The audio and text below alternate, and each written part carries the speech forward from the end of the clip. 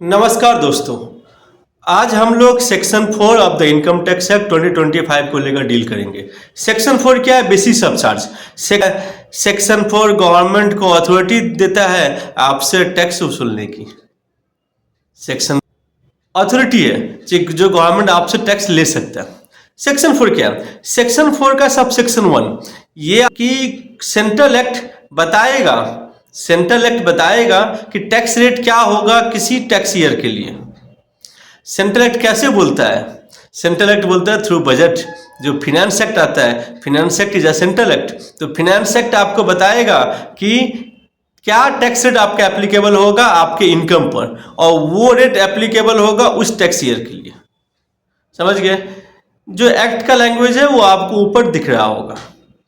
Section 4 subsection 2 क्या कहता है? ये जो रेट बताया गया है वो किस पर एप्लीकेबल होगा? ये जो रेट जो सेंट्रल एक्ट ने बताया था, जो फिनेंस एक्ट ने बताया था थ्रू बजट, ये एप्लीकेबल होगा ऑन टोटल इनकम। जो टोटल इनकम जो भी अर्न करते हैं पर्सन का डिफिनीशन सेक्शन 2 क्लॉज 77 में दिया गया है होगा, उसके ऊपर जो टैक्स एप्लीकेबल होगा ये आपका सेक्शन 4 सबसेक्शन 2 कहता है। सेक्शन 4 सबसेक्शन 3 क्या कहता है? सेक्शन 4 सबसेक्शन 3 कहता है कि टैक्स के अंदर में एडिशनल टैक्स भी आते हैं। एडिशनल टैक्स कैसे हुआ? एडिशनल टैक्स हुआ जो आपका सरचार्ज है, एडुकेशन सेस है, या किसी केस में आपका टुन्नेस टैक्स आता है, कहीं कहीं पर जो बाईबैक टैक्स होता है। समझ गए? तो ये जो टैक्स में एडिशनल टैक्स भी आते हैं जो आपका एक्ट बोल देगा, जो आपका इनकम टैक्स एक्ट या फिनेंस एक्ट कहेगा वो एप्लीकेबल होगा। ठीक है।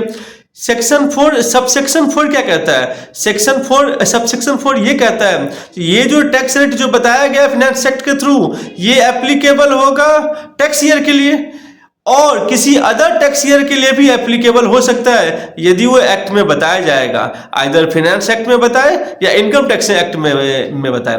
तो ये जो टैक्स रेट बताया गया वो एप्लीकेबल होगा।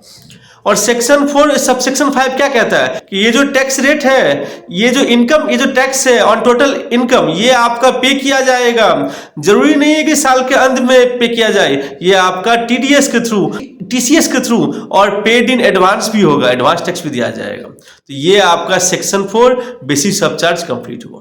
Thank you friends.